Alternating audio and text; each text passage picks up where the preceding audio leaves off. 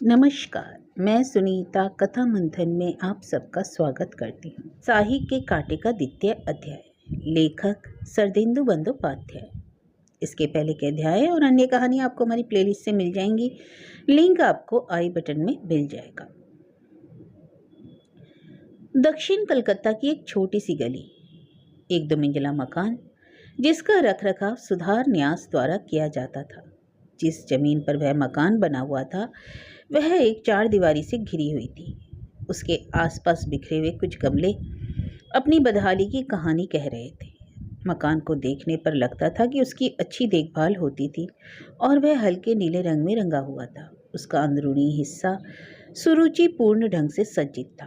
भूतल पर एक अतिथि कक्ष, एक भोजन कक्ष एवं रसोई तथा घरेलू नौकरों के कमरे थे। पहली मंजिल पर 2 शयन कक्ष और एक अनौपचारिक निवास कक्ष था। जिस बुजुर्ग व्यक्ति ने उस घर का निर्माण कराया था उसकी 5 वर्ष पूर्व मृत्यु हो चुकी थी। अब उसका पुत्र देवाशीष वहां दीपा के साथ रहता था। उनकी मात्र 2 माह पूर्व ही शादी हुई थी। मार्च माह की एक दोपहरी में दीपा ऊपरी मंजिल वाले निवास कक्ष में कुर्सी पर बैठकर आराम करते हुए रेडियो सुन रही थी। वह अकेली थी। एक छोटी सी कॉफी की मेज के इर्द गिर्द कुछ कुर्सियां लगी हुई थी। एक गद्दा बिछा हुआ दीवान कमरे के एक किनारे पर खड़ा हुआ था और उसके ऊपर कुछ मुलायम तकिए रखे हुए थे।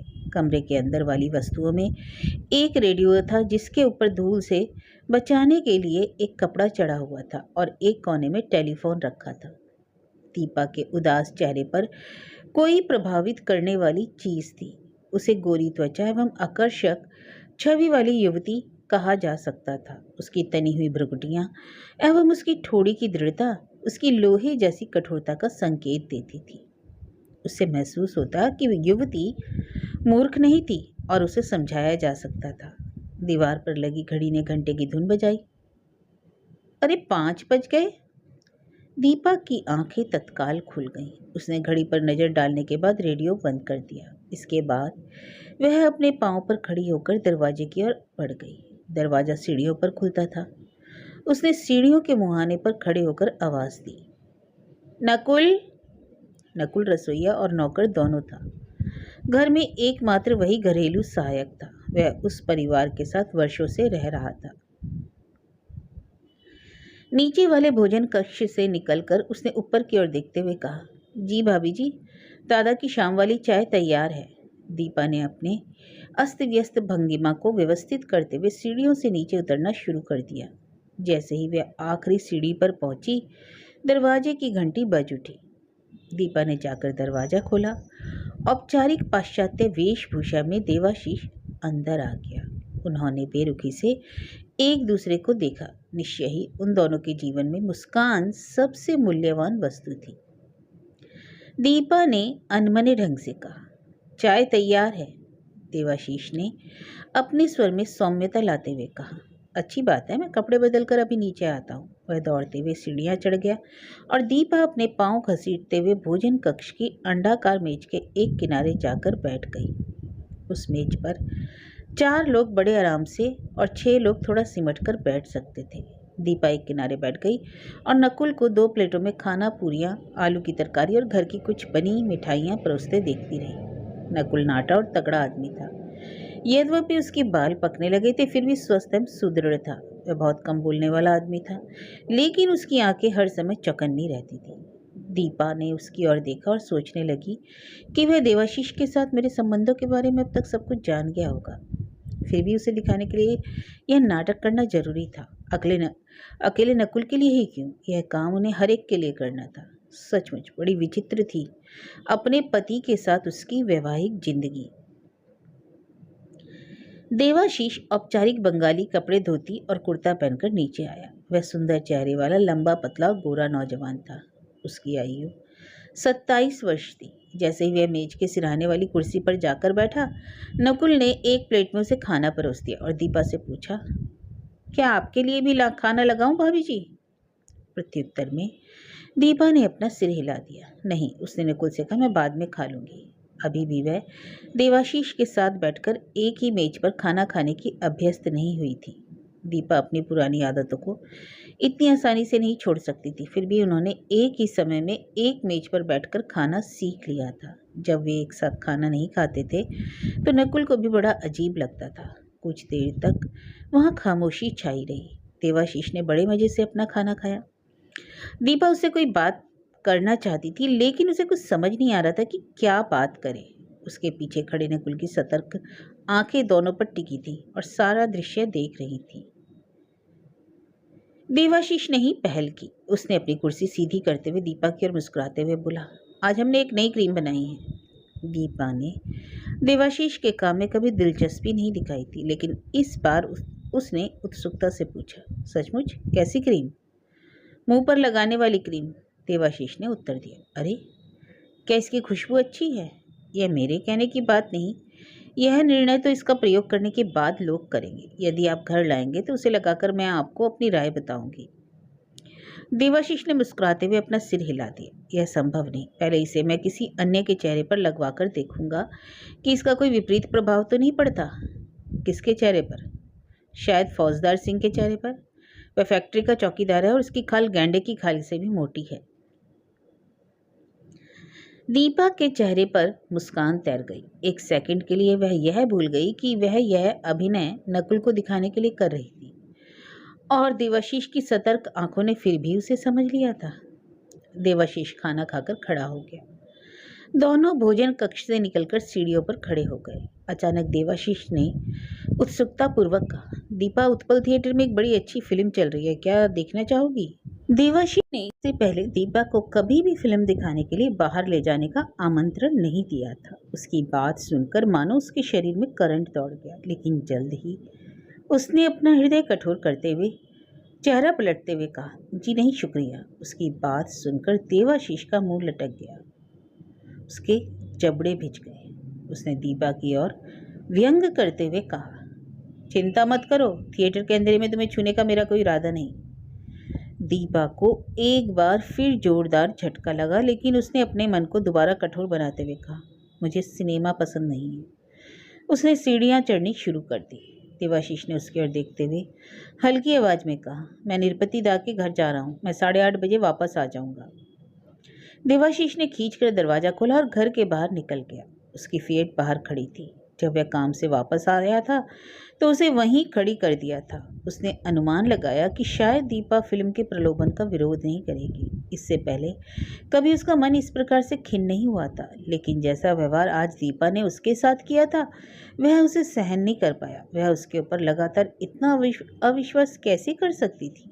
वह उसके साथ एक ही छत के नीचे विगत 2 महीने से रह रही थी। इस दौरान उसने कभी किसी बहाने से उसे छूने अथवा अपने दाम्पत्य अधिकारों का दावा नहीं किया था। फिर आज इस तरह मेरी बेइज्जती क्यों की? देवाशीष ने कार के अंदर बैठकर उसे चालू कर दिया। उसका गैराज घर के पीछे ही था। वह कार को वहां खड़ी करके निरपति लाहा के घर की ओर पैदल रवाना हो गया। उनका घर मात्र 5 मिनट की पैदल दूरी पर था। हर शाम को उनके घर चाय पार्टी और गपशप होती थी। देवाशीष वहां अक्सर जाता रहता था। दीपा ऊपर जाकर अपनी आराम कुर्सी पर पुनः निढाल हो गई। उसका मन एवं हृदय बड़े जोर से उड़ा जा रहा था और वह बेचैन हो उठी थी। अपनी आदत के अनुसार उसने जाकर रेडियो चालू कर दिया। कोई स्त्री आधुनिक संगीत पर अपने साथ इंसाफ की गुहार कर रही थी। कुछ मिनट बाद दीपा ने रेडियो बंद कर दिया और अपनी आंखें बंद करके खामोशी से बैठ गई, लेकिन उसके हृदय में लगातार तूफान उठ रहा था।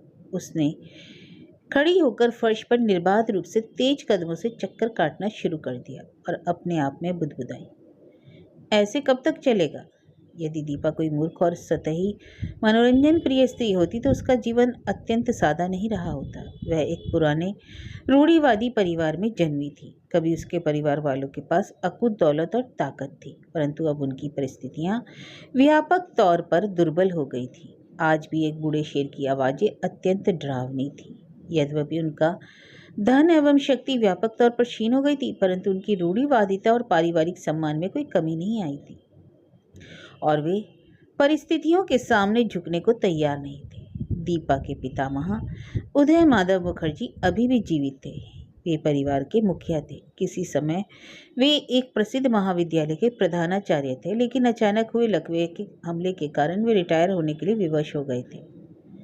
यद्यपि वे अपने घर की चार दीवारी में रहने के लिए विवश थे, फिर भी परिवार पर उनका प्रभुत्व अभी बना हुआ था। के पिता माँ के अतिरिक्त उस रूढ़िवादी परिवार के उच्च शिक्षित लोगों में उसके माता पिता और उसका बड़ा भाई भी था। दीपा के पिता नील माधव एक कॉलेज में प्रोफेसर थे और उन्होंने बड़ी प्रतिष्ठा अर्जित की थी। उसकी माँ एक साधारण गृहिणी थी और सदैव अपने घरेलू कामकाज में व्यस्त रहती थी। दीपा का भाई विजय माधव उससे 5 साल बड़ा था। उसने संस्कृत में बीए कर उपाधि प्राप्त की थी और अध्यापक की नौकरी पाने की कोशिश कर रहा था। दीपा के भाई और पिता का व्यक्तित्व अत्यंत प्रभावशाली था।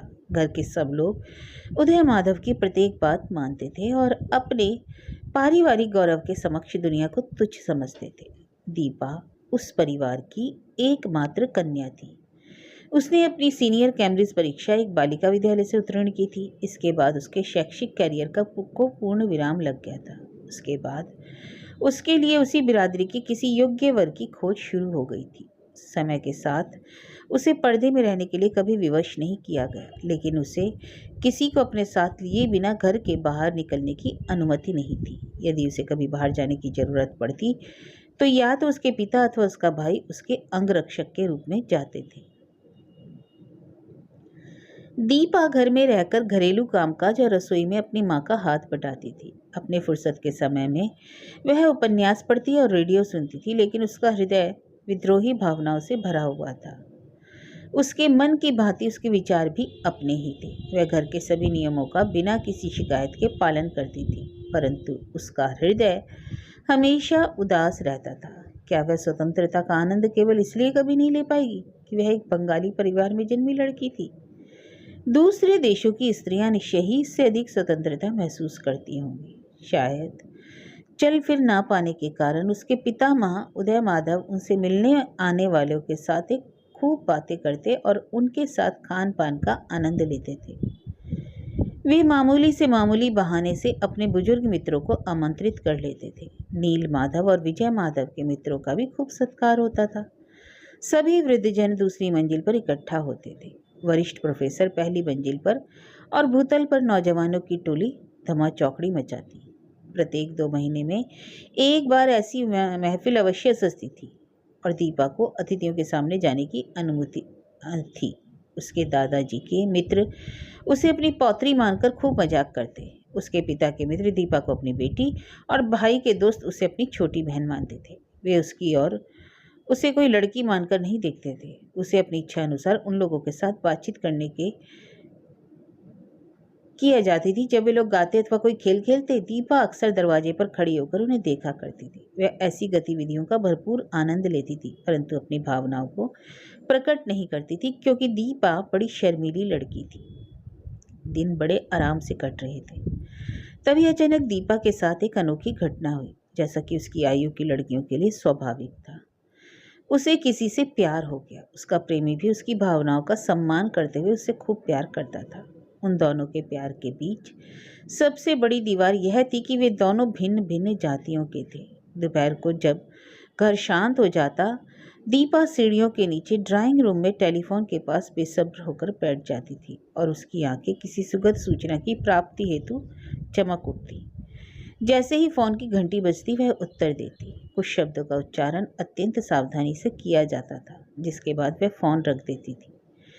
किसी को कभी कुछ पता ही नहीं चला। सूर्यास्त के समय दीपा खिड़की के पास खड़ी हो जाती थी और जैसे ही उसका प्रेमी उसकी ओर आता दिखाई देता, वह उसे देखने लग जाती। उन दोनों की मुलाकात इसी तरीके से हुआ करती थी, परंतु भेद खुल जाने के भय से दोनों कभी मिलने का अवसर नहीं मिला था। इस बीच दीपा के भावी वर की खोज शुरू हुई थी, लेकिन उसमें कुछ विशेष प्रगति नहीं हो रही थी, क्योंकि यदि दोनों पक्षों के जातीय समीकरण बैठ भी जाते थे तो अन्य दृष्टिकोणों से वर योग्य नहीं होता था। यदि कोई वर इन सभी पात्रताओं को पूरा कर लेता तो दोनों की कुंडलियां नहीं मिलती।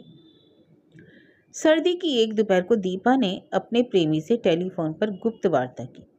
उसके बाद वह अपने दिल को मुंह में लिए सीढ़ियों से अपने दादाजी के कमरे में गई। यूं तो दीपा एक बहादुर लड़की थी, परंतु उसकी जिद के आगे उसका साहस क्षीण हो जाता था। दादाजी के साथ उसके संबंध पहले ही कुछ असाधारण थे। वह उनसे अपने परिवार के अन्य किसी सदस्य से अधिक प्यार करती थी, परंतु वह उनसे डरती भी बहुत थी। उसके मन से उनकी नाराजगी का कारण खुद बनने के विचार मात्र से वह डर जाती थी। वह दबे पांव सीढ़ियों पर चढ़कर ऊपरी मंजिल पर चली गई। अपनी वृद्धावस्था में एक दिन उदय माधव मुखर्जी सीढ़ियों से फिसलकर गिर गए थे, जिससे उन्हें गंभीर चोट पहुंची थी और वे कमर के नीचे लकवा मार जाने के कारण अपाहिज हो गए थे। यह बात अलग है कि अन्य सभी दृष्टिकोणों से पूर्णतः स्वस्थ थे। वे अच्छी कदकाठी, चौड़े जबड़े वाले शक्तिशाली व्यक्ति थे। यद्यपि 70 वर्ष की आयु में भी उनकी बुद्धि अत्यंत प्रखर थी। जिस इच्छा शक्ति के बल पर उन्होंने कॉलेज पर शासन किया, वह लोगों की स्मृति में आज भी ताजा है। उनकी यह आदत बन गई थी कि वे जिससे भी बात करते ऊंची आवाज में करते थे। उनकी यह आदत आज भी बरकरार है। दीपा सीढ़ियां चढ़कर दूसरी मंजिल पर अपने दादाजी के कमरे में गई और उन्हें अपने बेड पर आधा झुके हुए अखबार पढ़ते पाया। वे रोजाना 2 अखबार पढ़ा करते थे, अंग्रेजी वाला अखबार सुबह और बंगाली दोपहर को सोकर उठने के बाद। उन्होंने अपने कमरे में देखा, अखबार एक तरफ रखकर ऊंची आवाज में बोले, ए दीपांकरी, आजकल तो मुझे दिखाई क्यों नहीं देती, कहाँ छिपी रहती है?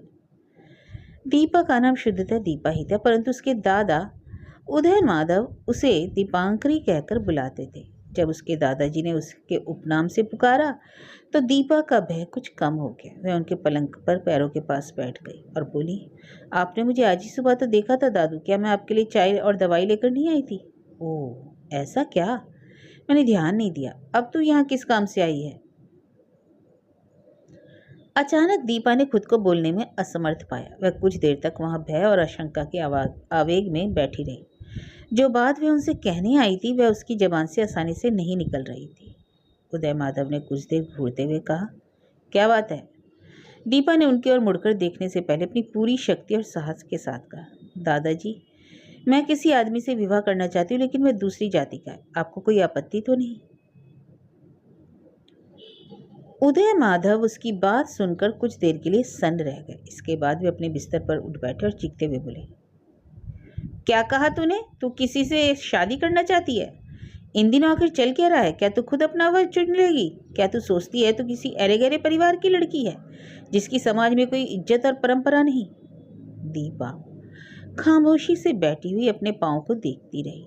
उदय माधव ने चीखते हुए अपनी बात जारी रखी। उनके अनवरत चीखने की आवाज़ सुनकर दीपा की माँ और भाई भागते हुए ऊपर आ गए। कुछ नौकरों ने भी उत्सुकता से उनके कमरे में झांक कर देखा। दीपा अब भी वहां बुद्ध बनी बैठी थी।